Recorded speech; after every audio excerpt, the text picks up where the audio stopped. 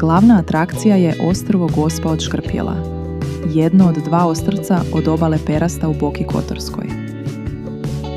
Pre nego što je ostrvo nastalo, na tom mjestu nalazilo se samo otvoreno more. 2 lokalna ribara, braća, naišla su na stenu na kojoj su pronašli ikonu Presvete Bogorodice 22. jula 1452. godine. Poneli su je u Perast, ali su ubrzo otkrili da je ikona nestala. Čim su naredni put zaplovili morem, pronašli su ikonu na prvobitnom mjestu. Vest o čudu se ubrzo proširila, pa su odlučili da u znak zahvalnosti Presvetoj Bogorodici na tom mjestu sagrade crkvu. Međutim, maleni prostor nikako nije bio pogodan za realizaciju ovog ambicioznog plana, pa su se zavetovali da će posle svakog putovanja baciti po koji kamen kako bi formirali veštačko ostrvo.